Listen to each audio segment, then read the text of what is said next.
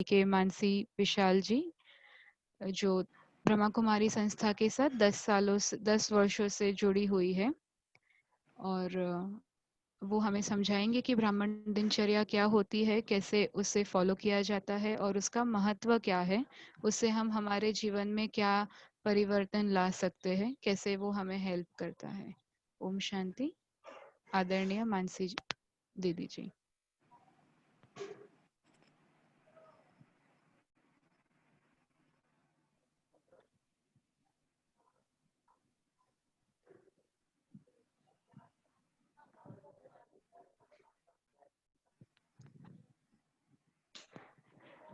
ओम शांति। ओम शांति दीदी। ओम शांति सभी भाई बहनों को।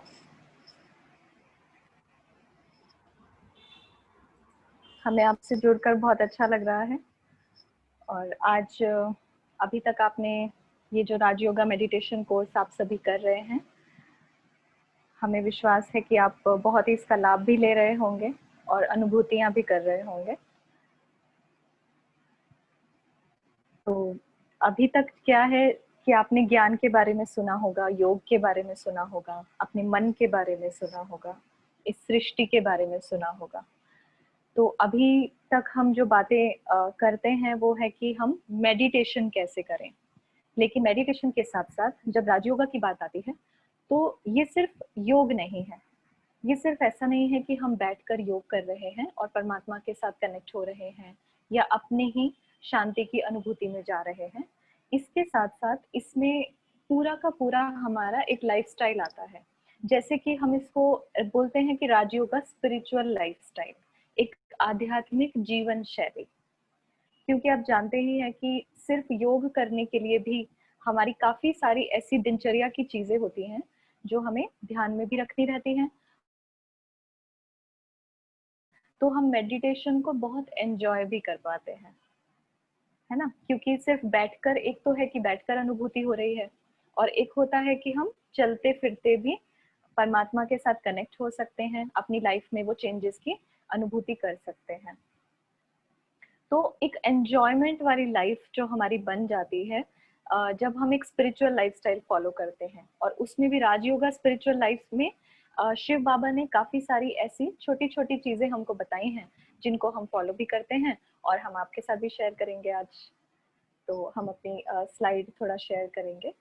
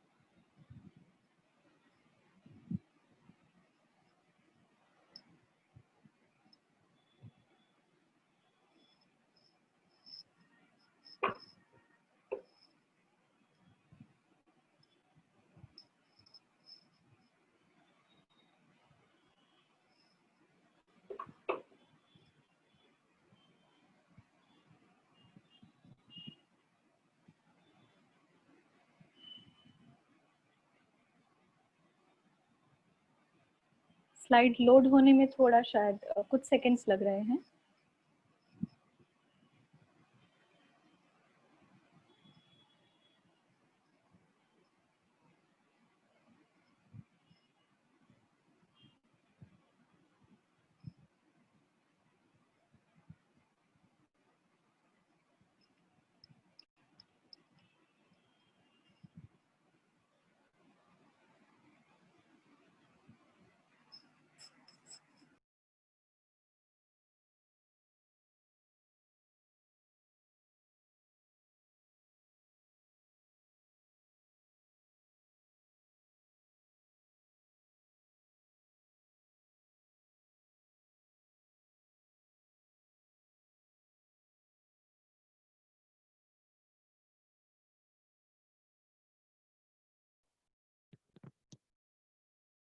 ओम शांति दीदी, पारुल बहन।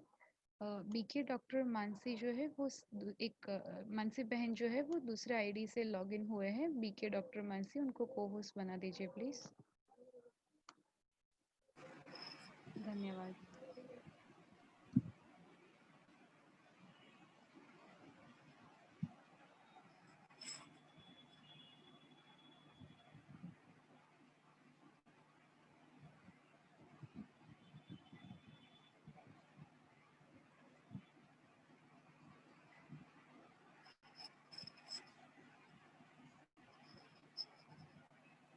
आप स्लाइड्स देख पा रहे होंगे स्क्रीन पर। तो राजयोगा स्पिरिचुअल लाइफस्टाइल।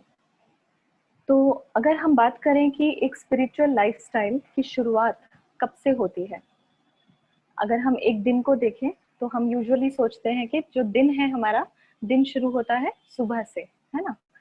लेकिन राजयोगा में हम बात करते हैं कि हमारे जो दिन का फाउंडेशन है, मॉर्निंग का जो फाउंडेशन है, वो पिछले दिन से स्टार्ट होता है। ठीक है, तो वो हम देखेंगे। इसके पहले राइट, तो ठीक है, क्योंकि रात की बात है तो हम थोड़ा सा इसके बाद आते हैं कि रात को हमारा दिनचर्या स्टार्ट होता है। तो पहले हम रात के बारे में बात करेंगे कि हमको सोना कैसे है, और फिर हम बात करेंगे कि हमको उठना कैसे है ना। तो कि मॉर्निंग की दिनचर्या हमारी कैसी होती है। तो गुड नाइट मेडिटेशन से हम बात करते हैं कि रात को हम जल्दी रैप अप करें। यहाँ पे हम बात करते हैं कि 10 बजे तक जो हमारी दिनचर्या है वो रैप अप हो जाए। तो जैसे शिव बाबा कहते हैं, हमेशा कहा करते थे कि 10 मतलब बस, है ना। ब्रह्मा बाबा के थ्रू जब शिव बाबा बोलते थे तो वो बोलते थे कि 10 मतलब बस, मतलब आपकी सारी दिनचर्या तभी कंप्लीट हो जाए और आप सोने के लिए बेड पर चले जाएं। तो एवरेज हम रात को एक रात्रि योग करके सोते हैं, मेडिटेशन करके सोते हैं बेड पर जाने से पहले। So on an average 20 minutes का हम योग करते हैं। लेकिन आप सभी जैसे जब हम शुरुआत कर रहे हैं तो 10 मिनट 15 मिनट तक भी योग करके हम सो सकते हैं, और कुछ लोग ज्यादा भी करते हैं, जैसे 30 मिनट्स तक भी काफी योग करके सोते हैं। फिर उसके साथ साथ हम जो है रात में एक लेटर लिख के सोते हैं। ठीक है, आई थिंक मुझे ऐसा लग रहा है कि हम पहले मॉर्निंग की ही बात कर लेते हैं, क्योंकि थोड़ा सा एक शायद आपको इतना कनेक्ट ना हो पाए रात्रि के योग से। बट हम ऐसे जस्ट एक पहले ओवरव्यू देख लेते हैं और फिर हम गुड नाइट मेडिटेशन पे आ जाते हैं। तो जो एक ये आप एक स्लाइड पर देख रहे हैं कि ये हमारा एक डेली रूटीन रहता है, जिसको हम बोलते हैं ब्राह्मण दिनचर्या। जैसे कल आपने हिस्ट्री में सुना होगा, हिस्ट्री ऑफ द इंस्टीट्यूशन में ब्रह्मा बाबा जिस दिनचर्या को फॉलो करते थे, और वही जो ब्राह्मण है, मतलब ब्रह्मा बाबा के मुख से जिन्होंने जन्म लिया, तो वो हुए ब्रह्मा के बच्चे ब्राह्मण। तो ब्राह्मण की दिनचर्या एक पूरी इस प्रकार से रहती है। और माउंट आबू में भी यही दिनचर्या फॉलो की जाती है, जो मधुबन जिसको हम कहते हैं, और सभी सेंटर्स पर भी। और जो भी भाई बहनें अपने घर में रहते हैं तो वो इसी दिनचर्या को फॉलो करते हैं ना। तो जैसे मॉर्निंग का जो स्टार्ट होता है वो है 3:30 to 4 AM। सुबह में उठने का जो समय है वो है 3:30 to 4 AM। फिर उसके बाद मॉर्निंग मेडिटेशन के लिए बैठते हैं, जो है जिसको हम कहते हैं अमृत वेला योग, मॉर्निंग मेडिटेशन 4 बजे से। अब 4 बजे से अगर योग में बैठना है तो थोड़ा सा पहले उठ जाते हैं, कई बार उसके 5-10 मिनट पहले भी उठते हैं, कई बार थोड़ा भाई बहने 3:30 बजे से उठ जाते हैं, है ना। आपको लग रहा होगा कि 3:30 बजे ये तो बहुत ही जल्दी हो गया, 3:30-4 बजे तो एक रात्रि का समय होता है ना। और आजकल तो सभी एक देखने में आता है कि सबको थोड़ा सा देर से सोने की हैबिट होती है। तो मॉर्निंग उठना एक एक ऐसा लगता होगा मॉर्निंग मेडिटेशन सुनने से कि ये तो रात्रि की बात हो गई, सुबह की बात नहीं हुई है। लेकिन आपने ये भी आप जानते होंगे कि इसको ब्रह्म मुहूर्त कहा जाता है। जो 4 से 4:45 का समय होता है, इसको ब्रह्म मुहूर्त कहा जाता है। ये समय ऐसा समय होता है कि जिस समय पे जो ट्रैफिक ऑफ थॉट्स है वो पूरे एनवायरनमेंट में बहुत कम होता है। क्योंकि अगर आप ऑब्जर्व करें तो ज्यादातर लोग इस समय पे सोए होते हैं, है ना। जो लोग रात को देर तक जाग भी रहे होते हैं वो लोग भी 4 बजे तक सो जाते हैं।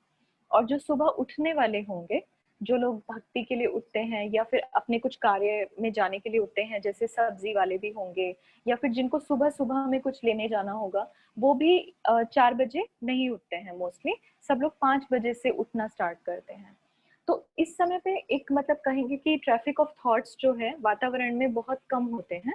तो हमारा भगवान से कनेक्शन जो है, शिव बाबा से जो कनेक्शन है वो बहुत इजी हो जाता है, बहुत इजी। मतलब उठने से ही आपको, अगर आप रात्रि में पूरा अच्छे से रैप अप करके सोए हैं अपने मन को, तो सुबह उठते ही बहुत अच्छा मेडिटेशन होता है।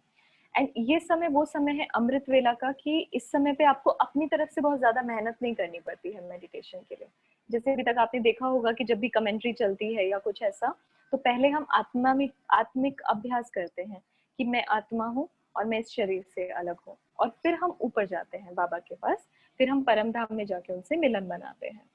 लेकिन अमृत वेला के समय में ऐसा होता है कि ये मेहनत इतनी ज्यादा हमको नहीं करनी होती है, क्योंकि बाबा सामने से ही, भगवान जो है वो सामने से ही वरदान दे रहे होते हैं। इसीलिए इसको अमृत वेला कहा जाता है, कि भगवान जो है वो सामने से अमृत बांट रहे हैं, है ना। और वो अमृत लेने के लिए अगर हम उठते हैं, तो जो इसके अनुभवी हैं आप उनसे पूछ सकते हैं, और इसका जो देखने में आता है कि बहुत ही अच्छे इफेक्ट्स होते हैं। कंसंट्रेशन पावर बहुत बढ़ जाती है, हमारी आध्यात्मिक जो शक्तियां हैं वो बहुत बढ़ जाती हैं, है ना। और ऐसा पूरा दिन जैसे कि एक एक्टिव जाता है। कई बार ऐसा भी हो जाता है कि रात को नींद इतनी अच्छे से पूरी नहीं हुई है, लेकिन अमृत वेला बहुत अच्छा मेडिटेशन किया है, तो पूरा दिन इतना एक्टिव जाता है कि शाम तक भी आपको थकान महसूस नहीं होती है। तो इतनी अच्छी चार्जिंग जो है ना आत्मा की उस समय पे हो जाती है। फिर क्या होता है कि अभी 4 से 44-45 तक मेडिटेशन किया, उसके पहले कई लोग जो है थोड़ा सा चार्ज होने के लिए कुछ लोग टी या कॉफी कुछ ऐसा मॉर्निंग में ले लेते हैं, लेकिन वो अपने ऊपर होता है। इसके बाद 6 से 7 का जो समय होता है वो फिर से एक मेडिटेशन का समय होता है, क्योंकि 7 बजे हमारे हर सेंटर पे पूरे ऑल ओवर द वर्ल्ड अगर देखें तो 7 बजे का मॉर्निंग का जो समय है वो ऐसे सेट किया गया है कि 7 से 8 मुरली का समय होता है। उसी समय पे मुरली सुनाई जाती है ना। मुरली मतलब क्या, भगवान के महावाक्य। तो हर मॉर्निंग में वो क्लास होती है, और जो भी सेंटर पे जो भी मतलब कि राजयोगा लाइफस्टाइल जो फॉलो करते हैं भाई बहने, वो सभी इस क्लास को अटेंड करते हैं। तो उसके पहले, ज्ञान को सुनने से पहले भी हमें अपनी बुद्धि को रेडी करना होता है। तो वो उसके लिए 6 से 7 का जो समय है वो योग के लिए बनाया गया है। इसका मतलब ऐसा नहीं है कि पूरा 6 से 7 मेडिटेशन के लिए बैठते हैं, बट उसमें से थोड़ा 15 से 20 मिनट हर कोई अपने हिसाब से सेलेक्ट कर लेता है। तो ऐसे योग के लिए मॉर्निंग में बैठते हैं। फिर 7 से 8 हमारा मुरली क्लास होता है। मुरली मतलब स्पिरिचुअल नॉलेज, इसके बारे में भी हम बताएंगे आगे। और फिर 8 से 10 का ब्रेकफास्ट टाइम है। फिर लंच टाइम होता है 12:30 से 1:30। मतलब ये एक ऐसे है कि कॉमन टाइम है, लेकिन सबकी दिनचर्या अलग अलग होती है। जो ऑफिस में जाने वाले भाई बहन हैं, या फिर कॉलेज स्टूडेंट्स हैं या स्कूल स्टूडेंट्स हैं, तो हर एक अपने हिसाब से थोड़ा उसको एडजस्ट कर लेता है। बट ये एक कहेंगे कि हमने एक मतलब समय निर्धारित किया है कि ये समय पे करना है। फिर जो 2 से 4 का जो समय होता है,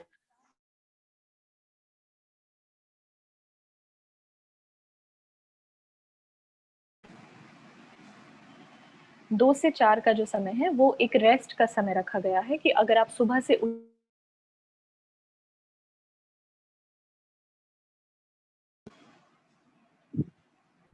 हाँ 3:30 या 4 बजे से अगर मॉर्निंग से उठे हैं, तो 2 से 4 के बीच में रेस्ट किया जा सकता है।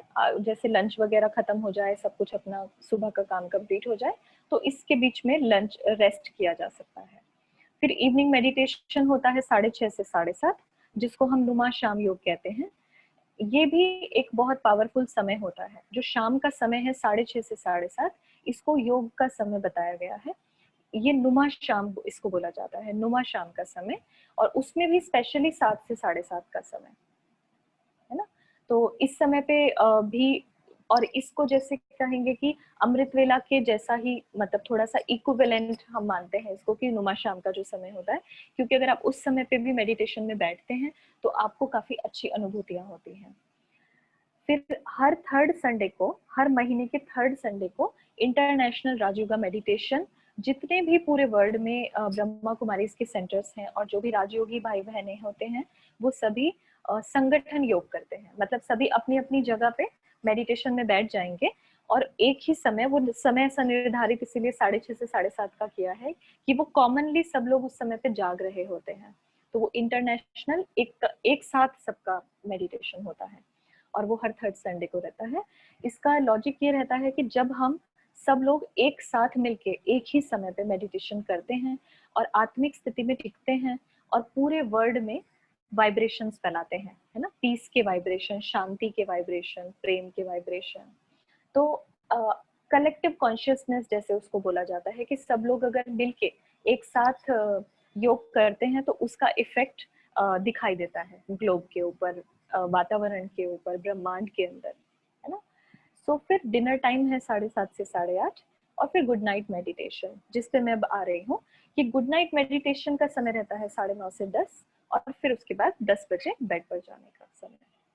तो ब्राह्मण दिनचर्या जो स्टार्ट होती है, जैसे मैंने बताया कि वो रात को ही होती है, क्योंकि रात को हम जैसे सोते हैं वैसे ही हम सुबह उठते हैं, है ना। आप लोगों ने भी ऑब्जर्व किया होगा कि रात को जब अगर हम टेंशन में सोते हैं या स्ट्रेस लेकर सोते हैं, चलो नींद आ भी जाती है, लेकिन मॉर्निंग में जब उठते हैं तो सबसे पहला थॉट कौन सा आता है, विचार क्या चलता है सबसे पहले, जो हम रात को लेकर सोए थे, है ना। इस बात पे आई थिंक सब एग्री करेंगे कि मॉर्निंग में वही चीज ऑटोमेटिकली चलनी शुरू हो जाती है जो हम रात को लेकर सोए थे। इसीलिए रात्रि का योग बहुत जरूरी होता है कि हमारी जो गाड़ी है, एक तरह से जो विचारों की जो मशीनरी है, जो हमारा मन है, हम उसको थोड़ा ब्रेक लगा के, धीमा करके, उसकी गति को धीमा करके और फिर सोते हैं, है ना। अब उसमें रात में क्या क्या करना होता है, एक तो योग रहता है 20 मिनट का ऑन एन एवरेज, 10-15 मिनट का भी कर सकते हैं। उसमें फिर हम बाबा को लेटर लिखते हैं, क्योंकि आज पूरी दिनचर्या में जो जो भी किया, कुछ अच्छा हुआ, कुछ बुरा हुआ, या फिर कुछ ठीक से हमारे हिसाब से नहीं हुआ, या फिर हमें कुछ रियलाइजेशंस भी होते हैं कि देखो उस सिचुएशन में मैंने मॉर्निंग में सोचा था कि मुझे गुस्सा नहीं करना है, लेकिन वो सिचुएशन में मुझे गुस्सा आ गया, तो अगली बार से मैं इस चीज पे ध्यान दूंगा। तो ये चीज लेटर लिखना होता है, तो हम ये चीज बाबा के साथ बातें करके उनको लेटर लिखते हैं, है ना। और आपने इसे जनरली भी देखा होगा, काफी लोग डायरीज मेंटेन करते हैं, जर्नल्स मेंटेन करते हैं, तो रात को डायरी लिखने का भी इसीलिए काफी लोग इसको फॉलो करते हैं, क्योंकि इसके बहुत अच्छे माइंड के ऊपर बहुत सारे बेनिफिट्स होते हैं, है ना। तो एक हम रात्रि में लेटर लिखना बाबा को, और फिर बाबा को गुड नाइट करके बाबा की गोदी में जाके योग करके आत्मिक अवस्था में टिक कर सो जाना। तो जो हमारा रात्रि का जो समय होता है, लाइक 10 to 4 का ऑन एन एवरेज, हमारे साइंस के हिसाब से भी जो स्लीप साइकिल्स होते हैं 10 to 4 के बीच में हमारे 3 स्लीप साइकिल्स होते हैं, उसी समय पे ऐसी नींद हमको आती है जो बिल्कुल जिसमें सपने नहीं आते हैं, है ना, ड्रीमलेस स्लीप होती है 10 से 4 के समय में। तो इसीलिए वो एक कहेंगे कि आइडियल समय बताया गया है कि अगर आपको पूरी ब्रेन की, बॉडी की अच्छे से चार्जिंग करनी है, मन की चार्जिंग करनी है, तो 10 से 4 का समय निर्धारित किया जाता है। एंड आपने देखा भी होगा, आप खुद भी ऑब्जर्व ये कर सकते हैं कि जो भी हमें सपने आते हैं, है ना, क्योंकि 4 बजे के बाद हमारा सबकॉन्शियस माइंड जो है वो एक्टिवेट हो जाता है। जब हम रात को सोए थे तब हमने क्या किया था, सब कॉन्शियस माइंड को तो साइलेंट कर दिया था, लेकिन नींद के समय भी हमारा सबकॉन्शियस माइंड जागृत रहता है, इसीलिए हमको सपने भी आते हैं। लेकिन 10 से 4 एकदम हमारी कैसे कह सकते हैं कि डीप स्लीप होती है, उसको थीटा स्टेट भी बोलते हैं, कि डीप स्लीप का वो समय होता है, तो उसमें ज्यादा करके सपने नहीं आते हैं। कुछ लोग फिर भी बोलते हैं कि हमको सपने आते हैं, हमने मतलब कि रात को जैसे नींद नहीं आती है, काफी लोगों को ये भी समस्या रहती है कि नींद नहीं आती है। उसका भी कारण क्या था कि रात को बहुत सारे विचार चल रहे थे, है ना, हम अपने मन को शांत नहीं कर पा रहे थे, कुछ चिंताएं थी, कुछ पास्ट की बातें थी, कुछ फ्यूचर की चिंताएं थी, तो वो सब जब माइंड में हमारे चल रहा होता है तो बहुत डिफिकल्ट हो जाता है उसको शांत करके और नींद करना, है ना। अगर बॉडी थकी हुई होती है तो फिर भी नींद तो आ जाती है, बट मन जो है वो चलता रहता है ना, तो फिर भी डीप स्लीप के समय पे भी फिर स्लीप नहीं हो पाती है। इसके लिए रात्रि का जो योग है, रात्रि की जो एक्टिविटीज हैं, जैसे लेटर लिखना, बाबा को अपना चार्ट देना कि हमने पूरा दिन में क्या क्या किया, तो ये चीजें बहुत मदद करती हैं। तो जैसे वेस्ट थॉट, हमारे जो व्यर्थ संकल्प चलते हैं, उनको सेटल करने में, और जब हम सोने जा रहे हैं वो मतलब एकदम ऐसे कहेंगे कि पीसफुल अवस्था होती है ना। तो जब हम मॉर्निंग में उठेंगे ना मेडिटेशन करने के लिए, तो उस समय पे हमारा मन एकदम शांत रहेगा, एकदम हम फ्रेश जैसे उठेंगे, है ना। फिर हम जो चाहते हैं वो कर सकते हैं। ओके, अब ये बात आती है कि मॉर्निंग में अच्छा उठ के करना क्या है ना। तो पहला जो संकल्प हमारा होता है वो है कि I am a shining star. आत्मा रात को सब कुछ रैप अप करके अपनी दिनचर्या को सोई, और अब सुबह उठने के बाद भी उसने सबसे पहले स्मृति क्या की कि मैं आत्मा एक चमकता हुआ सितारा हूँ। सबसे पहले स्मृति। और ये प्रैक्टिस के साथ हमारा होता जाता है। जैसे आप ये सब बातें सुनेंगे कि तो आपको थोड़ी सी हैवी लग सकती हैं कि काफी कुछ करना है, हर समय कुछ ना कुछ करते रहना है, लेकिन आप जस्ट इसको सुनिए और फिर धीरे धीरे ये चीज ठीक होती जाती है ना। जैसे जैसे हमारी प्रैक्टिस अभ्यास बढ़ता जाता है, धीरे धीरे सब ये चीज हमारा पूरा प्रॉपर हो जाता है। तो पहला थॉट ये कि मैं एक चमकता हुआ सितारा हूँ, मैं आत्मा हूँ। फिर बाबा को हम सेकंड थॉट क्या है कि बाबा को हम गुड मॉर्निंग करते हैं कि गुड मॉर्निंग बाबा। फिर अमृत वेला का योग, जिसको ब्रह्म मुहूर्त हमने बताया। फिर प्लानिंग ऑफ द डे। तो जो उसके बाद का जैसे 5 से 6 का जो समय है, उसमें अपने पूरे दिन की दिनचर्या की प्लानिंग, चाहे वो योग के अभ्यास भी हो सकते हैं कि आज मैं ये प्रैक्टिस करूंगी। हमारे पिछले दिन के चार्ट से रिलेटेड जो बातें हम कल नहीं कर पाए थे, जैसे हमने सोचा कि हम आज गुस्सा नहीं करेंगे, या हम इस पर्टिकुलर चीज पे अपनी कंट्रोल करेंगे, या हम अपना ये वाला बिहेवियर चेंज करेंगे, इस तरह की प्लानिंग भी पूरा दिन की सुबह में कर सकते हैं। और स्थूल प्लानिंग भी, जैसे बहुत सारी बातें हो सकती हैं, घर के काम होते हैं, बहुत सारी प्लानिंग होती है कि भाई हमको ये आज फिनिश करना है। और जो जॉब करते हैं, जो बाहर जाते हैं, वो उस हिसाब से जॉब में क्या क्या करना है, कितने लोगों को, मतलब जो भी हमारी टू डू लिस्ट होती है, तो वो हम उसको प्रॉपरली बना सकते हैं। क्योंकि ये समय भी बहुत अच्छा समय होता है, 5 से 7 का जो समय होता है, पूरा एक कहेंगे कि प्रकृति एकदम शांत रहती है।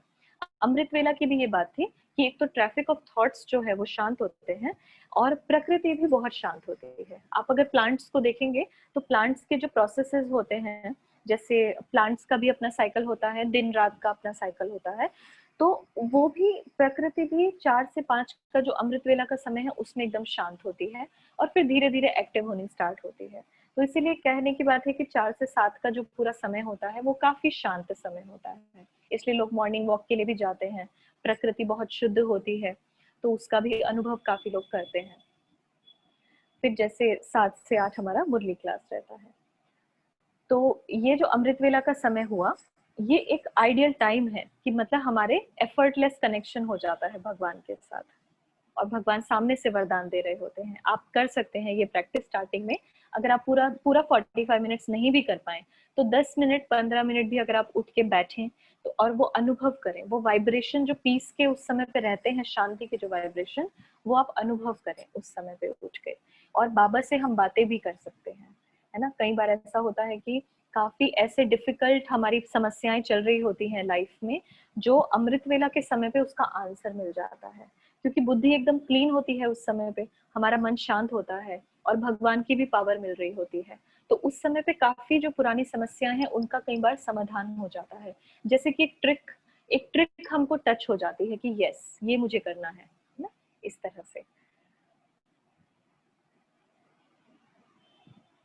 अच्छा, फिर जो हमारी मुरली क्लास है ना, जिससे 7 से 8 का मुरली क्लास का बोला, तो मुरली क्या है? मुरली जो है उसको हमने ज्ञान मुरली एक्चुअली हम कहते हैं। तो ये एक्चुअली जो शिव बाबा ने ब्रह्मा बाबा के थ्रू जो भी ज्ञान हमको दिया, आत्मा का ज्ञान, परमात्मा का ज्ञान, शांति धाम का ज्ञान, कि भगवान कहाँ रहते हैं, कहाँ से आते हैं, हम आत्माएं कहाँ रहते हैं, कहाँ से आती हैं, कहाँ जाती हैं, जो आपने भी पिछले दिनों में पूरा का पूरा राजयोगा कोर्स में किया होगा। तो वो सारा जो ज्ञान है वो कहाँ से आता है? वो सारा बाबा ने ब्रह्मा बाबा के थ्रू हमको रिवील किया है, सब कुछ बताया है। और मुरली क्लास जो होती है, ये सिर्फ ऐसे सत्संग के जैसा नहीं है कि हमने भगवान के महावाक्यों को सुन लिया, स्टडी कर लिया, बस वहीं पे वहीं खत्म हो गया, और फिर हम उसके बाद कुछ नहीं करते हैं, ऐसा नहीं है। मुरली क्लास जो है वो एक्चुअली एक स्टॉक है हमारा, पॉजिटिव थॉट्स का एक स्टॉक है ना। उसमें बाबा हमको बताते हैं कि देखो आपको ऐसा करना चाहिए, ऐसा करना चाहिए, क्या करना चाहिए, क्या नहीं करना चाहिए। फिर बाबा उसमें बहुत सारे राज हमको बताते हैं, है ना। काफी सारे क्वेश्चंस हम सब लोगों के अंदर रहते हैं कि ऐसा क्यों होता है, ऐसा क्यों होता है, इसके पीछे क्या राज है ना। काफी तरह के क्वेश्चंस हमारे मन में होते हैं, उसका आंसर हमको मुरली से मिलता है, क्योंकि मुरली वो महावाक्य है जो भगवान ने, और भगवान भी जिनको अपना शरीर नहीं है, वो ब्रह्मा बाबा के थ्रू आके उनके मुख से जो महावाक्य जो उच्चारे उन्होंने, वो हमें सुनने को मिलता है मॉर्निंग में। तो हमारा एक तरह से वो आत्मा का, मन का भोजन हो जाता है ना। तो ब्रेकफास्ट भी हम जो है, बॉडी का जो ब्रेकफास्ट है वो भी हम बाद में करते हैं, पर पहले हम मन का ब्रेकफास्ट करते हैं, है ना। क्योंकि मन को क्या चाहिए? पॉजिटिव थॉट्स चाहिए, जिससे वो खुश रहता है, शांत रहता है ना, प्रेम स्वरूप फील करता है।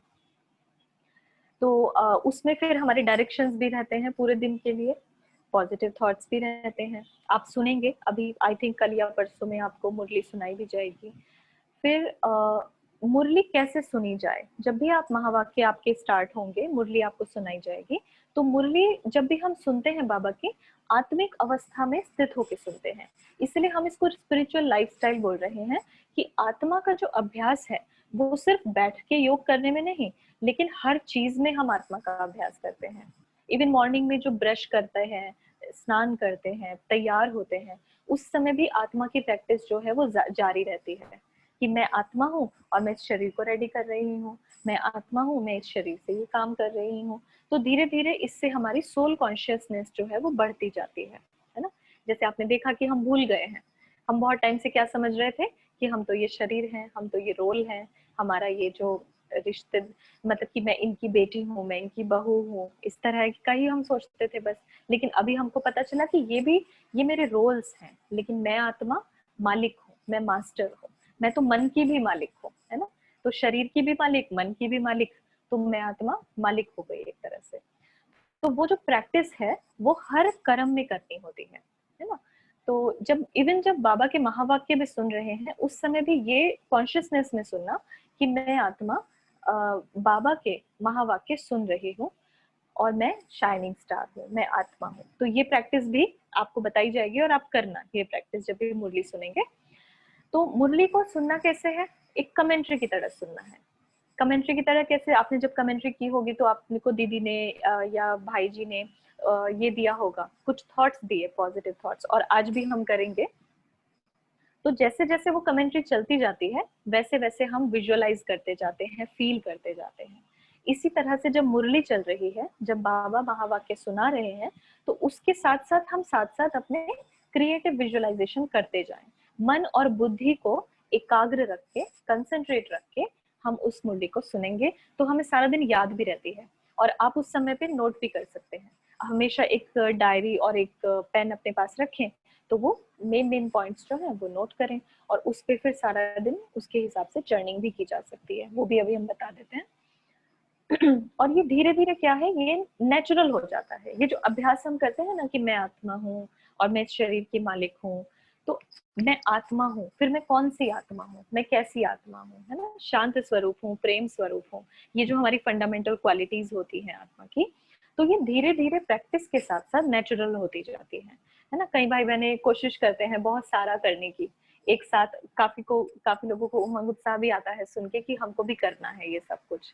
तो बहुत सारा एक साथ करने से कई बार ये भी हो जाता है कि थोड़ा सा ये लगता है कि अरे ये हो नहीं रहा है, हो नहीं रहा है। तो ऐसा नहीं करें, इजी गोइंग, लेकिन ट्राई करें, जेन्युइनली ट्राई करें, और वो धीरे धीरे आपका नेचुरल संस्कार बनता जाएगा, है ना। अच्छा, अभी क्या है कि मुरली में दो तरह की मुरली की हम बात करते हैं।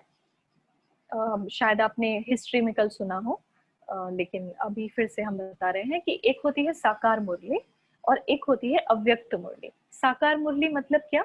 तो ये ब्रह्मा बाबा के जीवन से रिलेटेड करके इसका नाम रखा गया है। साकार मुरली मतलब 1969 तक जब ब्रह्मा बाबा अपने साकार शरीर में थे, तो उनके तन के द्वारा शिव बाबा ने जो भी मुरली सुनाई, जो भी ज्ञान सुनाया, जो भी महावाक्य सुनाए, तो उसको उस समय पे रिकॉर्ड कर लिया गया। और वही चीज जो हम डेली मुरली क्लास सुनते हैं मंडे टू सैटरडे, वो हमको सुनाई जाती है ना। फिर दूसरे है अव्यक्त मुरली। अब आपके मन में भी थोड़े संकल्प तो चले होंगे कि 1969 में ब्रह्मा बाबा तो ने तो शरीर छोड़ दिया, लेकिन हम कह रहे हैं कि ब्रह्मा बाबा ही शिव बाबा के रथ बने, वही जो है भाग्यशाली रथ बने। तो 1969 के बाद क्या? तो 1969 के बाद शिव बाबा ने गुलजार दादी का तन आधार पे लिया और वो उनके तन में आकर मुरली सुनाते हैं, है ना। उस मुरली को हम कहते हैं अव्यक्त मुरली, मतलब अव्यक्त। मतलब ब्रह्मा बाबा का जो रूप है जब वो अव्यक्त हो गया, तो शिव बाबा अभी साकार ब्रह्मा में तो नहीं आते, लेकिन अभी वो गुलजार दादी के तन में आते हैं और मुरली सुनाते हैं। तो वो अव्यक्त मुरली होती है और वो हम हर संडे को सुनते हैं। और जब आप मुरली सुनेंगे ना, तो आपको इस आधार से आप सुनना कि एक तरह से वो एक साइकोलॉजिकल काउंसलिंग की तरह हो जाती है, क्योंकि भगवान के महावाक्य हैं। भगवान हम बच्चों के मन को अच्छी तरह से जानते हैं कि बच्चों का मन जो है ना, वो ऐसे क्वेश्चन करता है, ऐसे क्वेश्चन करता है, बच्चों को ये वाली बातें डिफिकल्ट लगती हैं, ये इजी लगती हैं, है ना। फिर बच्चों को क्या चाहिए, जैसे हम सबकी कुछ इमोशनल रिक्वायरमेंट्स होती हैं, हमारा मन कुछ ना कुछ चाहता है, तो वो शिव बाबा को बहुत अच्छे से समझ में आता है ना। और उनसे अच्छा कौन जानेगा, इसीलिए भगवान को दिलाराम भी कहा जाता है कि वो दिल को जानते हैं, सब बच्चों के दिल को जानते हैं। तो मुरली में जो बाबा बातें बताएंगे वो हमारे मन के लिए होंगे, इसीलिए वो हमें, अगर हम उसको प्रैक्टिकल लाइफ में जब भी लाते हैं, तो ऐसा होता ही नहीं है कि वो कुछ भी गलत साबित हो। कई बार ऐसा होता है कि मन में कुछ और थॉट्स चल रहे होते हैं, लेकिन मुरली में कुछ और आ जाता है। तो हम मुरली के हिसाब से जब उसको दिन में दिनचर्या में लाने की कोशिश करते हैं, तो हमने देखा है कि हमेशा, मतलब ऑलमोस्ट 100% सक्सेस मिलता है ना। अब जैसे मान लीजिए मुरली में आया कि आपको मीठा बोलना है ना, तो आप तो मीठे बच्चे हो, आपको मीठा बोलना है। तो अब आज क्या होगा, सपोज मैंने मुरली सुनने के बाद अपना प्लान में लिखा कि आज तो मुझे मीठा ही बोलना है, तो आज ही बाई चांस ऐसा हो जाएगा कि कोई ना कोई एक ऐसा टक्कर वाली सिचुएशन आ जाएगी जिसमें शायद मेरे बोल जो है वो कड़वे हो सकते हैं, है ना। कड़वे ना भी हो, लेकिन थोड़े रौब वाले, थोड़े गुस्से वाले, थोड़ा चिड़चिड़ेपन वाले हो सकते हैं। पर अगर मैंने सुबह मुरली सुनने के बाद अपने मन के लिए एक प्रतिज्ञा की है कि आज मैं कोशिश करूंगी कि मैं पूरा मीठा ही बोलूं, है ना, तो सिचुएशन तो आएगी, सिचुएशन तो अपने हिसाब से आती है, लेकिन अगर वो प्रैक्टिस कर ली तो बहुत फायदा हो जाता है, बहुत एनर्जी बच जाती है और बहुत अच्छी अच्छी अनुभव भी होते हैं और हमारी हैबिट्स भी परिवर्तन होती जाती है ना। क्योंकि हर कोई चाहता है, आई एम श्योर कि आप लोग भी सभी चाहते होंगे कि मतलब कि मेरा गुस्सा छूट जाए या मेरा ये वाला संस्कार चेंज हो जाए, मेरी ये हैबिट चेंज हो जाए, है ना, हर कोई चाहता है। तो वो हमें मुरली के आधार से एक कहेंगे कि पावरफुल भोजन मिलता है, तो वो हम अपनी लाइक टू डू लिस्ट में भी उसको इंक्लूड कर सकते हैं। और जो भी प्रैक्टिस है, मतलब प्रैक्टिकल लाइफ, यहाँ पर सिर्फ ऐसा नहीं है कि आपको सिर्फ सुनना है। सुनना तो एक फर्स्ट स्टेप हो गया, क्योंकि उसके बिना तो कुछ कर नहीं पाएंगे। सुन के धारण करना, अपनी प्रैक्टिकल लाइफ में लाना और उसको चेंज करना, ये हमारा बेसिस है ना।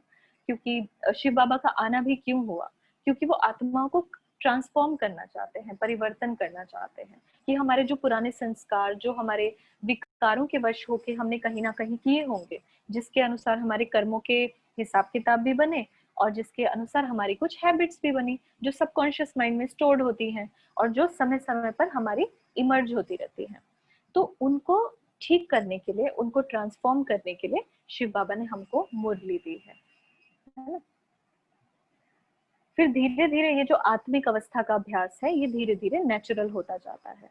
तो अभी जस्ट एक छोटा सा एक्टिविटी करें हम, कुछ सेकंड्स के लिए मैं स्टॉप करती हूँ और कोई म्यूजिक, कोई कमेंट्री हम नहीं चलाएंगे, सिर्फ शांत में आप ये जो 3 पिक्चर्स आपको यहाँ पर दिख रही हैं, इनमें से किसी भी एक पिक्चर पर आपको मस्तक में देखना है, जो उनके सितारा दिखाया गया है, मस्तक रूपी से, मस्तक में जो सितारा चमक रहा है, सिर्फ उसको देखना है।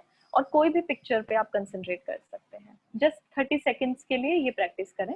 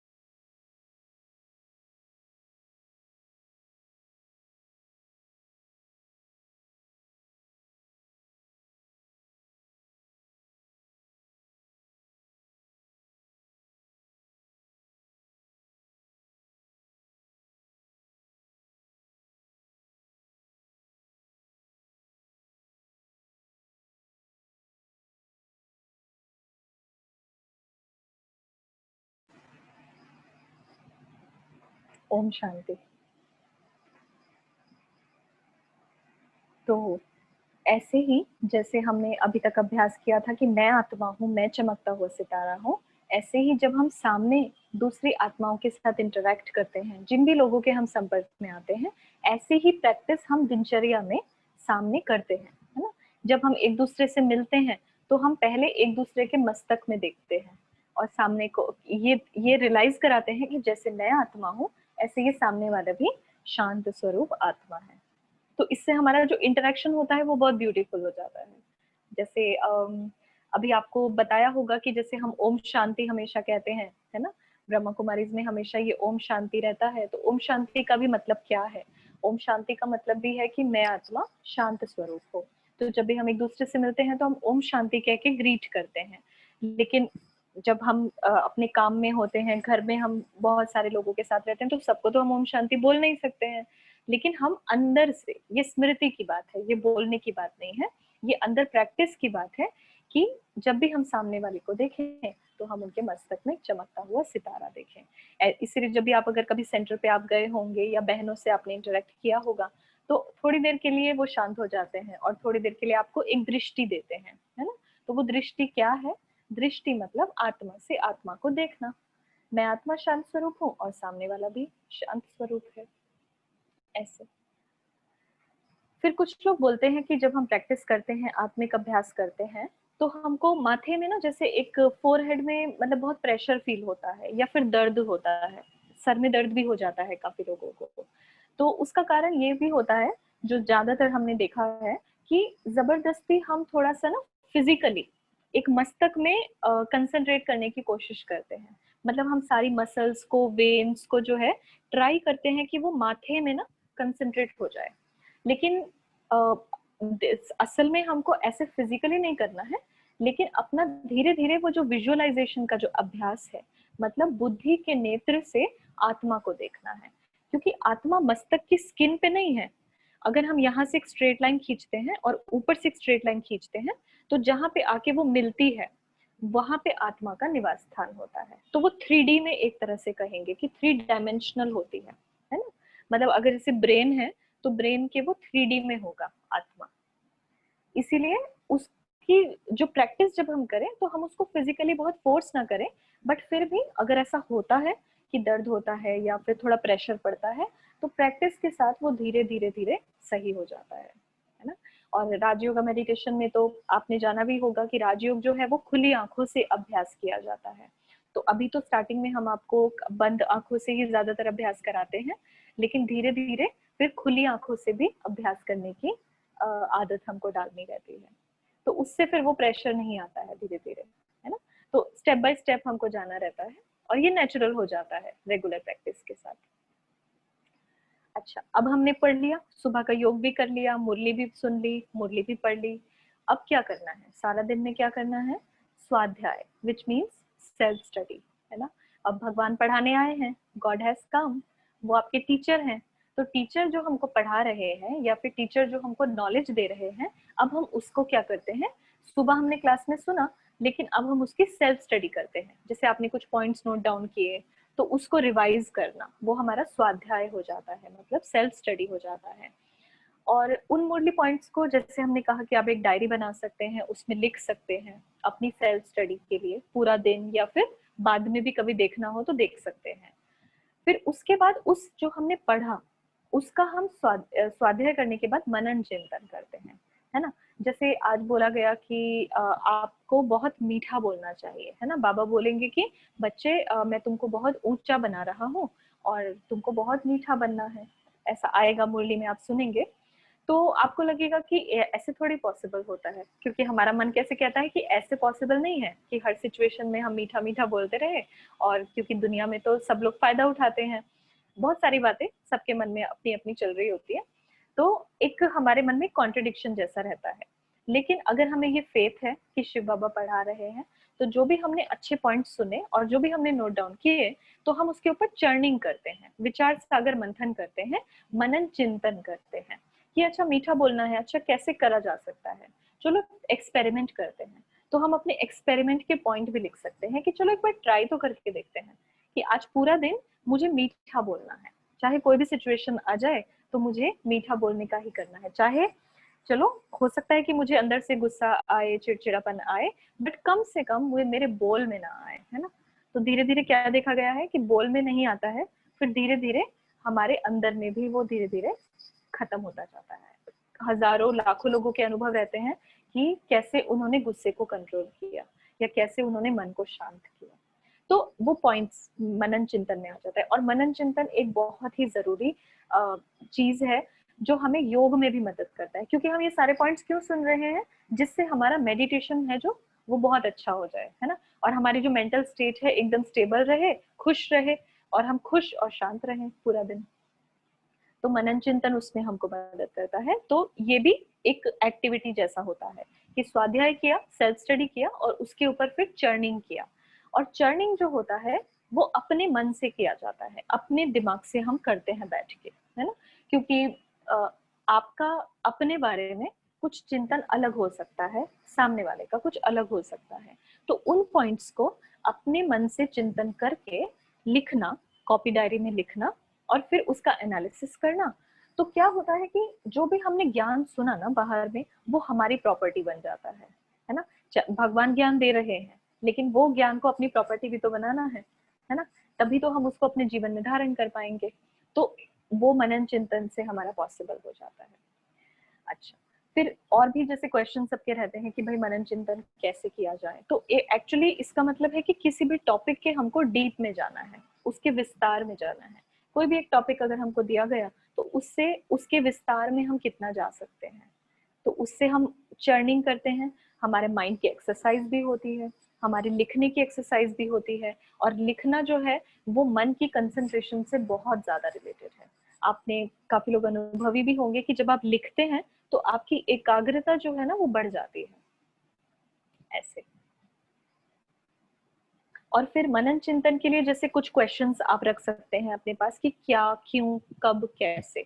ये 4-5 क्वेश्चन ऐसे होते हैं कि जिनके आधार से हम किसी भी टॉपिक के विस्तार में जा सकते हैं, है ना, उसके एक्सपेंशन में, उसके डीप में जा सकते हैं। एक्चुअली यही वो वर्ड्स होते हैं जिसके आधार से हम वेस्ट थॉट्स भी क्रिएट करते हैं कि ये क्यों हुआ, क्या हुआ, कैसे हुआ, ये क्यों हुआ, ये ऐसा क्यों करता है ना। तो ये भी व्यर्थ संकल्पों का आधार भी यही चीजें होती हैं, लेकिन शुभ चिंतन का आधार भी यही क्वेश्चन होते हैं। क्योंकि मन का मैकेनिज्म है ना ये कि क्या, क्यों में जाएंगे तो बुद्धि चलती है ऐसा। अच्छा, अब हम आते हैं ट्रैफिक कंट्रोल पे। अब आप सोचेंगे कि ये क्या हुआ ट्रैफिक कंट्रोल। ट्रैफिक सिग्नल पे तो हमने देखा है, ट्रैफिक सिग्नल होता है तो वहां पे लाइट्स होती हैं, 3 लाइट्स होती हैं। लेकिन यहाँ पे बात कर रहे हैं हम मन के ट्रैफिक कंट्रोल की, माइंड ट्रैफिक कंट्रोल। तो ब्रह्मा कुमारीज में ऐसे 7 टाइमिंग्स जो है वो बताई गई हैं। जैसे सुबह का 5:45 का समय, फिर 7 AM, 10:30, 12, 5:30, 7:30 एंड 9:30। तो ये 7 टाइमिंग्स ऐसी होती है कि हम चलती चलती दिनचर्या में रुकते हैं और मेडिटेशन करते हैं, है ना। थॉट ट्रैफिक, जैसे आप लिख रहे हैं चैट बॉक्स में कि थॉट ट्रैफिक होता है, क्योंकि आप नोटिस करेंगे और अभी तक भी आपने देखा होगा कि हमारा मन कितना भागता है ना। उसको एक जगह पे बिठाओ तो वो बैठेगा नहीं आराम से, तो इधर से उधर, उधर से इधर जाता रहेगा। और फिर हम किसी काम में भी जब बहुत ज्यादा इन्वॉल्व हो जाते हैं तब भी हम थोड़ा सा ज्यादा उसमें ना एंग्रॉस्ड हो जाते हैं, मतलब इतना डीप में चले जाते हैं कि कई बार हमारी स्थिति भी डिस्टर्ब हो जाती है, हमारी जो स्टेट ऑफ माइंड है वो डिस्टर्ब हो जाती है। तो उसकी बार बार चार्जिंग होती रहे तो दिन में ऐसे कुछ टाइमिंग्स फिक्स कर दिए गए हैं कि आप ये समय पे रुको। 3 मिनट्स का यूजुअली जो है 3 मिनट्स के लिए हम करते हैं कि कोई या तो आप कोई सॉन्ग चला सकते हैं, कोई म्यूजिक चला सकते हैं। अभी तो एप्स भी होती हैं, ब्रह्मा कुमारीज में आपको बहुत सारी एप्स मिल जाएंगी, प्ले स्टोर पे ही होती हैं। तो वो ट्रैफिक कंट्रोल के समय पे वो या तो वो सॉन्ग बज जाएगा या तो वो म्यूजिक बज जाएगा, तो आपको वो रिमाइंड करा देगा कि देखो 10:30 हो गए हैं, अब आपका ट्रैफिक कंट्रोल का समय है। तो जस्ट हम रुक जाते हैं, जो भी काम हम कर रहे हैं उसमें हम एकदम रुक जाते हैं और बैठकर जस्ट अपने मन को एक तरह से कहेंगे कि ब्रेक लगाते हैं, है ना। जैसे ट्रैफिक सिग्नल पे क्या होता है कि कितना भी इमरजेंसी में हमको जाना है, बट हमको ट्रैफिक सिग्नल में रेड लाइट हो गया मतलब हो गया, तो अभी आपको रुकना ही पड़ेगा, है ना। तो फिर अगर नहीं रुकते हैं तो आपको पता है कि नहीं रुकते हैं तो फिर एक्सीडेंट्स होते हैं। तो अगर हम ये एक्सरसाइजेस कर लेते हैं ट्रैफिक कंट्रोल का, तो काफी सारी काफी सारे गलत कर्म करने से हम बच जाते हैं पूरा दिन में, काफी सारे इमोशंस में आने से हम बच जाते हैं, काफी सारा, सपोज आपकी स्थिति थोड़ी डिस्टर्ब हो रही है और साढ़े साढ़े 10 बज गए है ना, या 12 बज गए, तो इमिडिएटली आप रुकेंगे और इमिडिएटली ट्रैफिक कंट्रोल का अभ्यास करेंगे, तो आपके थोड़े मन जो होगा वो थोड़ा सा शांत हो जाएगा, है ना।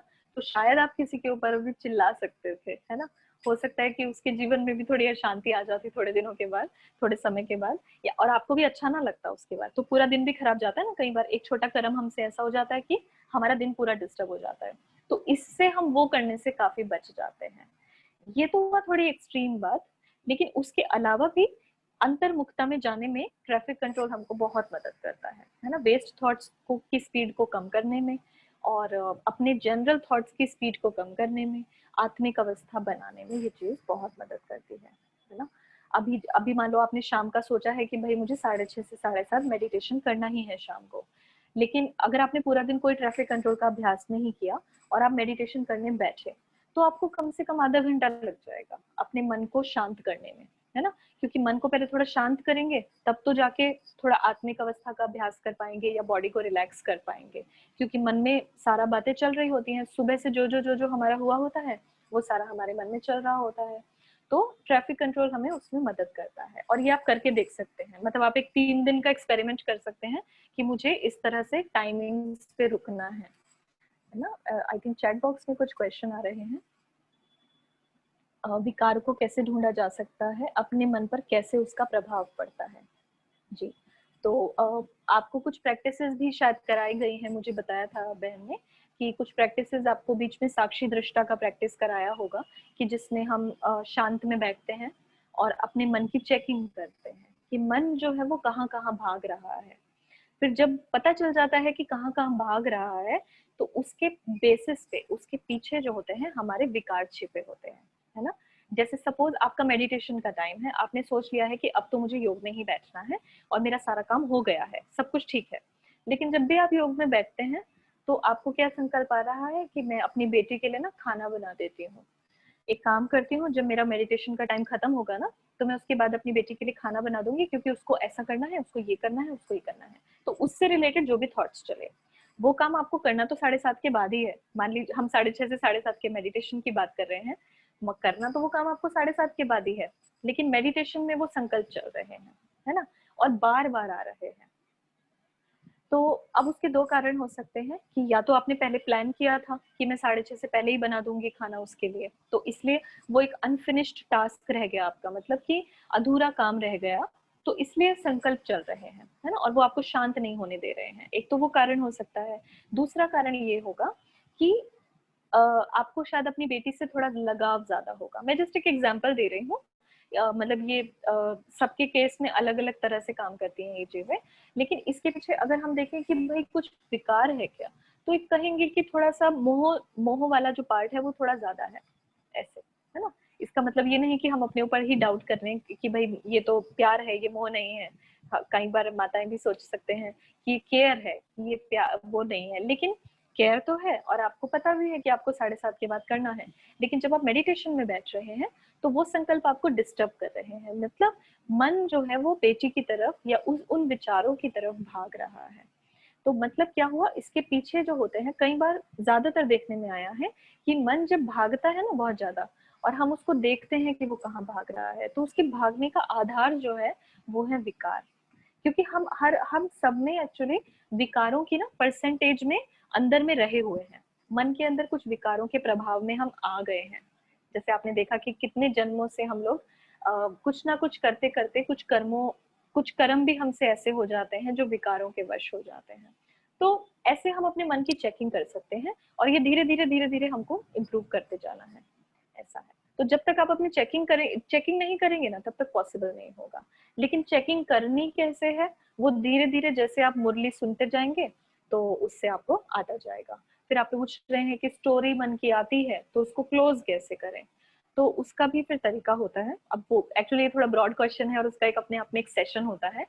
तो मन की स्टोरी को क्लोज करने के लिए आपको थोड़ी सेल्फ टॉक करनी रहती है, खुद के साथ बात करनी होती है, खुद की काउंसलिंग भी करनी होती है ना, और उसमें ज्ञान भी काम करता है। तो मन की स्टोरी को जब तक क्लोज नहीं करेंगे तो योग करने में थोड़ा सा मुश्किल हो जाती है ऐसा। लेकिन इसका मतलब ये भी नहीं कि ऐसा नहीं करेंगे तो योग ही नहीं लगेगा। उसके बिना भी जब हम बाबा से कनेक्ट होने की कोशिश करते हैं तो बाबा भी हमको सामने से मदद करते हैं, है ना। बहुत सारी चीजें होती हैं, तो हम स्टेप बाय स्टेप जाएं तो अच्छा रहेगा। अच्छा, दूसरा है जस्ट अ मिनट मेडिटेशन। एक तो हमने ट्रैफिक कंट्रोल की टाइमिंग्स फिक्स की हुई है कि ये टाइम पे हम करते हैं मेडिटेशन। घंटे में एक बार 1 मिनट के लिए हम रुकते हैं, जैसे 10 बजे, 11 बजे, 12 बजे, तो एक बार रुकते हैं और वो 1 मिनट के लिए जस्ट अपने आत्मिक स्वरूप में टिकते हैं कि मैं आत्मा शांत स्वरूप हूँ। तो पिछले 1 घंटे में जो भी हमने ज्यादा थॉट्स चलाए होंगे वो वापस हमारे एक कहेंगे कि शांत अवस्था में मन जो है वो आ जाता है ना, और शांति की अनुभूति करने में इजी हो जाता है। और ये जो है ये हमारे मन की जो कंट्रोलिंग पावर है उसको बढ़ाता है। कि जैसे हम बार बार बोल रहे हैं कि मैं आत्मा मन की मालिक हूँ, तो वो मन की मालिक कैसे होंगे? क्योंकि मन को थोड़ा चेक करना पड़ेगा, मन को थोड़ा रोकना पड़ेगा, क्योंकि मन एक बच्चे की तरह होता है ना। तो उसको कंट्रोलिंग पावर भी हमको धीरे धीरे उसमें आ जाती है, ये इस तरह की पूरे दिन की प्रैक्टिस करने से, है ना। एक तो है कि हम सुबह मेडिटेशन में बैठ रहे हैं, शाम को बैठ रहे हैं, लेकिन हमारा पूरा दिन जो है वो व्यर्थ जा रहा है, या हम किसी के परचिंतन में हैं, या बहुत सारी बातें होती हैं हमारी लाइफ में। तो इस तरह से हमको अपने माइंड पे कंट्रोल आ जाता है बेसिकली। फिर रात को सोने के समय पे बाबा को हम चार्ट देते हैं, जैसे हमने बताया कि राइट बाबा को लेटर लिखते हैं, और उसके बाद जो है एक पोता मेल हम उसको कहते हैं, कि मतलब बाबा को पूरे दिन का, जैसे कहते हैं ना कच्चा चिट्ठा किसी को दे देना, तो पोता मेल हम बाबा को देते हैं। उसमें क्या करना है कि आपने पूरा दिन में क्या किया, क्या सफल हुआ, क्या नहीं, किसी चीज में आप सफल हुए, किसी में असफल हुए, क्या चीज काम की, क्या चीज काम नहीं की, और कैसे आपने जो सुबह की प्लानिंग की थी वो कैसे गई, तो वो सारी चीजें बतानी। और फिर अगर आपने सुबह सोचा था कि आज मैं पूरा दिन सोल कॉन्शियसनेस का अभ्यास करूंगी, तो वो सोल कॉन्शियसनेस कितनी परसेंटेज में रही, वो भी सारी जो मन की चेकिंग होती है वो हम रात्रि के चार्ट में करते हैं, और बाबा को एक तरह से अपना चार्ट देते हैं पूरा, कि देखो बाबा आज मैंने ऐसे ऐसे सोचा था, लेकिन ये हुआ, ये नहीं हुआ, और कल से मैं फिर से कोशिश करूंगी, ऐसा। तो बाबा भी सामने से हमको पावर देते हैं। बाबा जब देखते हैं कि बच्चा करना चाहता है और एफर्ट करना चाहता है, तो बाबा भी सामने से हमको पावर देते हैं, है ना। अच्छा, तो एक स्पिरिचुअल लाइफस्टाइल को अगर हम पूरा एक कहें कि पूरा समराइज करें, तो राजयोग में, राजयोग की जो जीवन शैली है उसमें 4 स्तंभ हमारे ये मेनली आ जाते हैं, जिसके अंदर पहला आता है ब्रह्मचर्य, सो हम उसको प्योरिटी भी बोलते हैं। और फिर दूसरा है अन्न, शुद्ध अन्न, शुद्ध अन्न हमें खाना है, जिसमें शुद्ध अन्न का मतलब क्या हो जाता है कि विदाउट अनियन गार्लिक एंड, और शुद्ध शुद्ध फूड का एक्चुअल मीनिंग अगर हम लिटरल मीनिंग है जो, और जो हम सब फॉलो करते हैं, वो ये है कि भगवान की याद में उस खाने को बनाना, है ना। और आप भी ट्राई कर सकते हैं कि किचन में जब भी खाना बन रहा है उसको परमात्मा की याद में बनाना। तो जब आप याद में खाना बनाते हैं, तो वो जो वाइब्रेशन, याद के जो वाइब्रेशन होते हैं, जब हम भगवान से कनेक्ट हो जाते हैं, उनकी एनर्जी हमारे थ्रू उस खाने में फ्लो करती है, और वो एनर्जी उस खाने को टेस्टी भी बनाती है और शक्तिशाली भी बनाती है। जैसे आपने जनरली भी देखा होगा कि घर में खाना कब टेस्टी बनता है, जब मम्मी बहुत अच्छे मूड में होती है ना। काफी लोगों को ये अनुभव होगा कि जब अच्छे मूड में होते हैं तो खाना बहुत टेस्टी भी बनता है और काफी अच्छा भी लगता है सबको, मतलब संतुष्टि रहती है सबको खाने के बाद। तो शुद्ध अन्न की बहुत इंपॉर्टेंस है, और शुद्ध अन्न का जो प्रभाव है ना वो सीधा मन पे पड़ता है। ये चारों स्तंभ जो है ये हमारे मन को नियंत्रण करने में, राजयोग का अभ्यास प्रॉपर्ली करने में, और अपने जीवन में जो चेंजेस हम चाहते हैं कि वो आए, ये चारों चीजें हमें उसमें मदद करती है। फिर शुद्ध अन्न के बाद हमारी आती है दिव्य गुणों की धारणा। तो एक तो हुआ कि हम योग भी कर रहे हैं, बाबा से कनेक्शन भी कर रहे हैं, फिर अपनी क्वालिटीज को बढ़ा रहे हैं, हम बाबा से प्यार ले रहे हैं, शांति ले रहे हैं, है ना। और तीसरा, लेकिन जो इम्पोर्टेंट चीज आ जाती है वो है दिव्य गुणों की धारणा, कि प्रैक्टिकल में भी हमको बिहेवियर में जब हम आते हैं लोगों के साथ, तो हमको क्या क्या डिवाइन क्वालिटीज जो है उसको इनकलकेट अपने अंदर करना है। मधुरता है, शांति से बात करना है, है ना, किसी के प्रति गलत भावना नहीं रखनी है, शुभ भावना रखनी है। तो ये प्रैक्टिकल में पूरी लिस्ट है इसकी, तो वो चीज भी प्रैक्टिस करते हैं। और इसका आधार भी जो है वो है मुरली। तो मुरली में बाबा सारी बातें ये चीजें बताते हैं, उनके आधार से धीरे धीरे हम ये करते जाते हैं। तो एक तरह से क्योंकि अभी मनुष्य से देवता बनने का काम चल रहा है, वो दिव्य गुण जैसे जैसे आत्मा के अंदर आते जाते हैं तो हमारी हर तरह से इम्प्रूवमेंट आती जाती है, होलिस्टिक इम्प्रूवमेंट आती है। फिर चौथा है मुरली। तो ये 4 स्तंभ जो है वो मेन है। तो ब्रह्मचर्य हो गया, शुद्ध अन्न हो गया, दिव्य गुणों की धारणा और मुरली, ये हम एक आत्मा के होलिस्टिक डेवलपमेंट के लिए बहुत इंपॉर्टेंट हो जाती है। और हमारा जो योग अच्छे से लगे और हम विकारों के ऊपर भी विजय पाए और मन के ऊपर भी विजय पाए, तो उसके लिए ये सब बहुत इंपॉर्टेंट हो जाता है ना। अब फिर इम्पोर्टेंट जैसे ब्रह्मचर्य की जब बात आती है तो काफी सारे क्वेश्चन भी आते हैं, लेकिन हम आपको ये बताना चाहेंगे, आपके शायद मन में ये भी क्वेश्चन आ रहे होंगे कि आप लोगों के लिए पॉसिबल होता है, लेकिन जो घर में रहते हैं उनके लिए पॉसिबल नहीं होता है। लेकिन हमारा मतलब कि ये जो विश्वविद्यालय है, ब्रह्मा कुमारी विश्वविद्यालय, यहाँ पर मैक्सिमम जो लोग आते हैं वो ऐसे ही भाई बहन होते हैं जो घर में रहते हैं, है ना। और जो मतलब कि घर में रह के वो सारे रूल्स भी फॉलो करते हैं और योग भी करते हैं, और वो इतने सालों से कर भी रहे हैं। आप अगर चाहें तो किसी के भी अनुभव जाके सुन भी सकते हैं, है ना। तो ऐसा नहीं है कि सिर्फ जो ब्रह्मचर्य है वो वही कर सकता है जो अनमैरिड है या जो समर्पित है इस तरह से। लेकिन इसको क्योंकि अभी क्या हो रहा है कि देखिए शिव बाबा आए हैं, तो शिव बाबा गृहस्थ को गृहस्थ आश्रम में कन्वर्ट कर रहे हैं, और वो प्योरिटी के बिना पॉसिबल नहीं होता है। शिव बाबा ने हमको एक रूल बताया है एक तरह से कि पवित्रता सुख शांति की जननी है।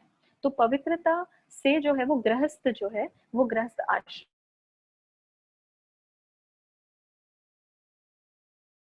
लैक्स ऑफ भाई भी कर रहे हैं और अपने जीवन को बहुत अच्छा भी बना रहे हैं। एंड जैसे क्या होता है कि रिलेशनशिप जो होता है ना, हम सोचते हैं कि जैसे युगल का जो संबंध होता है, हस्बैंड वाइफ का संबंध होता है, वो इसके बिना तो नहीं चल सकता है। बहुत सारे क्वेश्चन सबके मन में आते हैं, लेकिन अगर हम ये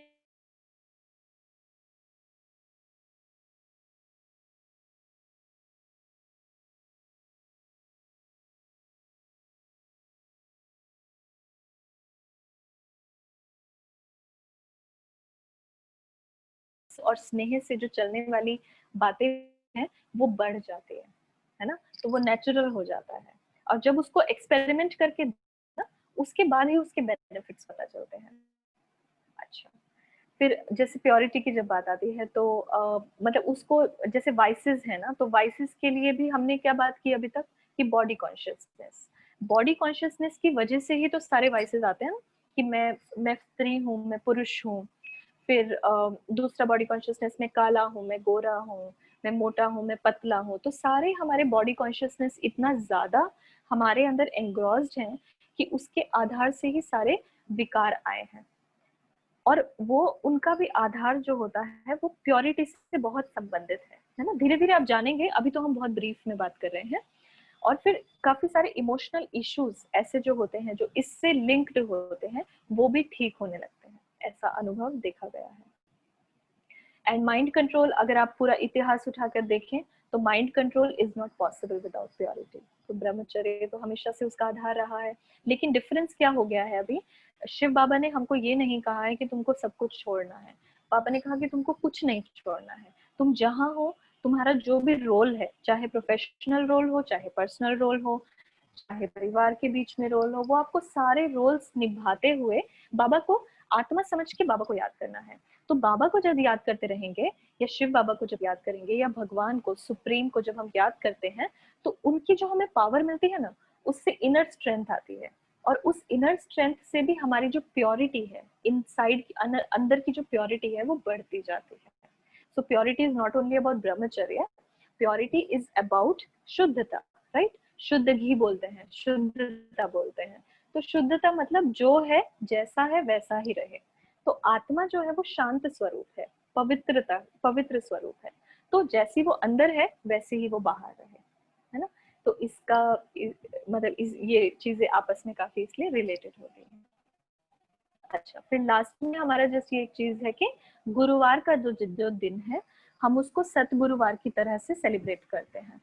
तो जैसे जो शिव बाबा हैं वो हमारे माता, जो हमारे पिता, माता पिता भी हैं और सदगुरु भी हैं और टीचर भी हैं। तो सदगुरु, तो इसलिए हम गुरुवार को सदगुरुवार की तरह मनाते हैं पूरे ब्रह्मा कुमारी में। और थर्सडे को भोग रहता है। आप जब भी सेंटर्स पे जाएंगे तो आप देखेंगे कि जब भी आप जाएंगे तो आपको थर्सडे को वहाँ पे भोग जरूर मिलेगा, क्योंकि बाबा को बहुत प्यार से, एक तो बाबा की याद में भोग बनाया जाता है, वो बाबा को अर्पित किया जाता है, स्वीकार किया कराया जाता है, और वही फिर भोग सभी भाई बहनों को दिया जाता है।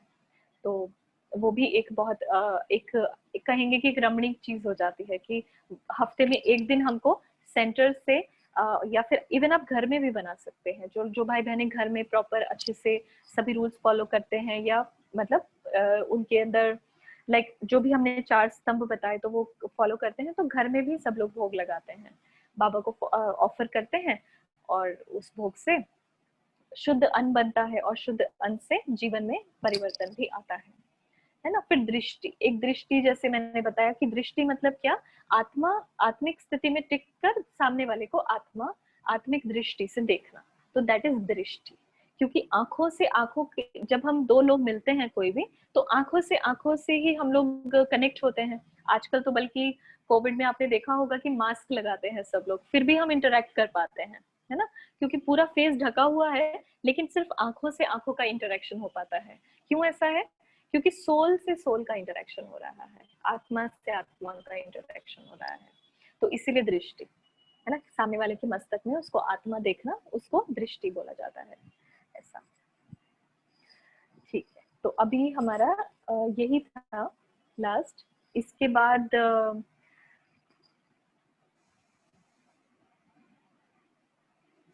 हाँ जी, आपने लिखा है कि God is ready for everyone. Yes, क्योंकि गॉड इज फॉर एवरीवन, वो तो सबका पिता है ना, तो सबके लिए आया है, तो उसके लिए कोई बैरियर्स नहीं है, क्योंकि वो आत्माओं का पिता है, ऐसा है ना। तो ये था हमारा ब्राह्मण दिनचर्या, और जैसे जैसे धीरे धीरे आप आगे बढ़ते जाएंगे तो आप थोड़ा और अनुभूति करेंगे, तो आपको और भी अच्छा से पता चलेगा। एंड कुछ चीजें जो आपको आज अच्छी लगी हो, वो आप थोड़ा थोड़ा छोटा छोटा एक्सपेरिमेंट भी कर सकते हैं अपने साथ, है ना। काफी चीजें हो सकता है कि आप एग्री नहीं करते हो, या टाइम भी लगता है उसको करने में, बट वो धीरे धीरे हो जाएगा, उसको बहुत हैवी नहीं ले, तो वो धीरे धीरे हो जाएगा। अभी थोड़ा हमारा मेडिटेशन का टाइम है, तो कमेंट्री से हम योग कराएंगे आपको। तो मैं आपको रिक्वेस्ट करूंगी कि आप जहाँ भी बैठे हैं थोड़ा सा कंफर्टेबल होके बैठ जाइए, चाहे आप फ्लोर पर बैठे हैं चाहे चेयर पर बैठे हैं, एकदम कंफर्टेबल होके इजी होके बैठ जाइए, और तब तक कमेंट्री प्ले करेंगे, है ना। अगर चश्मा लगाया है तो कोशिश करके, अगर आप चश्मे के बिना कंफर्टेबल हैं तो चश्मा भी उतार सकते हैं, और अपनी आंखें बंद करके बैठ सकते हैं, है ना। की अनुभूति कौन कर रहा है, लेकिन इन आवाजों को कौन सुन रहा है। मैं आत्मा, चमकता हुआ सितारा,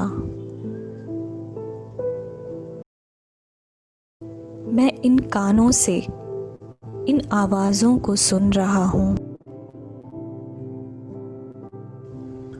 यह ध्वनि मुझे अपने ध्यान को अधिक केंद्रित करने में मदद कर रही है। जैसे ही मेरा ध्यान अधिक केंद्रित होता जाता है, अब मैं इस पृथ्वी ग्रह से भी परे ऊपर की ओर जा रहा हूँ, जैसे कि अंतरिक्ष में पहुंच गया हूँ।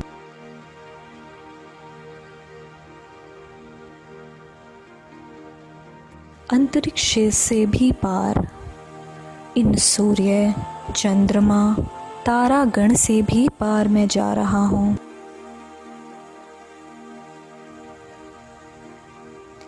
इस सौर मंडल से परे, इन आकाश गंगाओं से भी परे मैं जा रहा हूँ।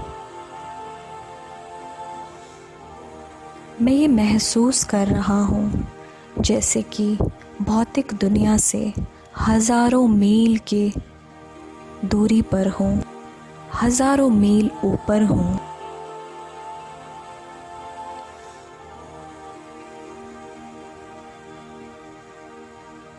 मैं हल्का हो गया हूँ। उड़ते उड़ते एक ऐसे लोक में पहुँच गया हूँ जो सफ़ेद रोशनी से भरा है।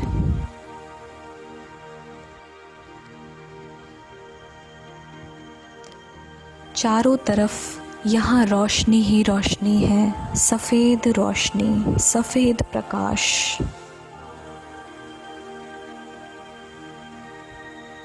यह सूक्ष्म लोक है।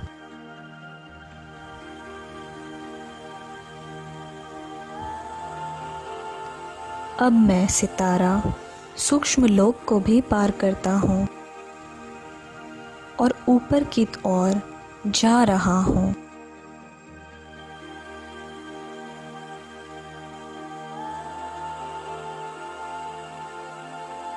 अब मैं सितारा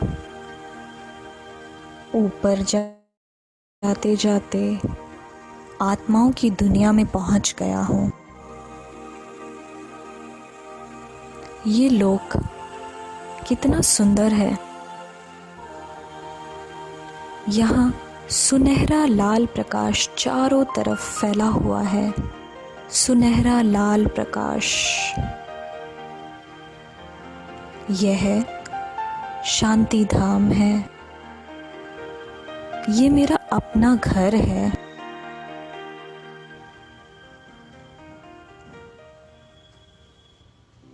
यहीं से हम सब आत्माएं सृष्टि रंगमंच पर अपना पार्ट निभाने के लिए आती हैं।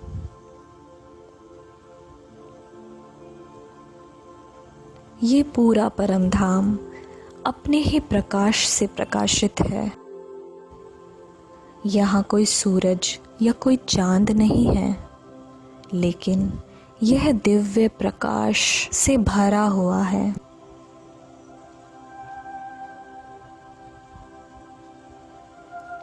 यहाँ मुझे एक स्वतंत्रता की भावना महसूस हो रही है, जैसे कि मैं सभी बोझों और सभी बाधाओं से मुक्त हूँ।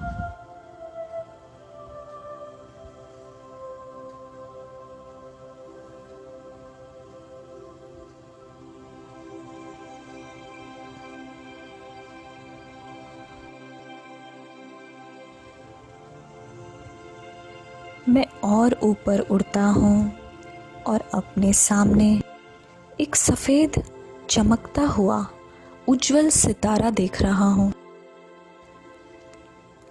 ये सितारा बिल्कुल मेरे जैसा दिखता है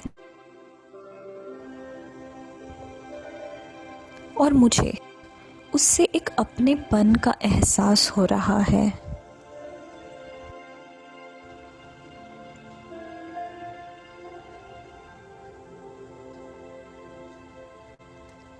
मेरे अंदर एक भावना उभर रही है कि वह मेरा अपना है, मेरा अपना।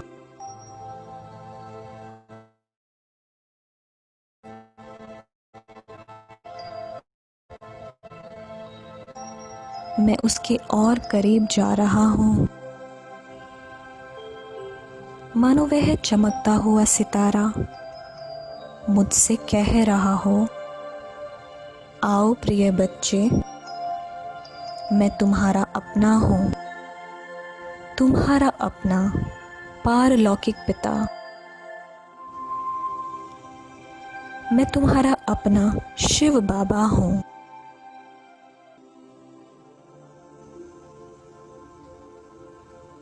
तुम मुझे कई जन्मों से भक्ति में याद कर रहे हो और अब मुझसे मिल रहे हो। मैं प्रेम का सागर हूँ, शांति का सागर हूँ, ज्ञान का सागर हूँ। ओम शांति। मानसी बहन, आपका बच्चे म्यूट हो गया है मेरे माइक। पास आओ। इस प्यार का अनुभव करो। ये अलौकिक प्यार जो तुम्हारा जन्म सिद्ध अधिकार है।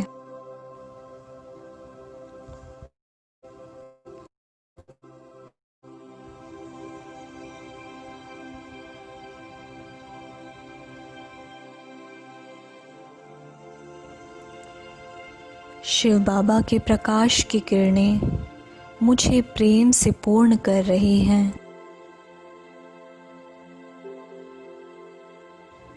मैं उनकी किरणों में जैसे कि समाता जा रहा हूँ। मैं उनसे कह रहा हूँ, आपका प्रेम ही मेरी शक्ति है।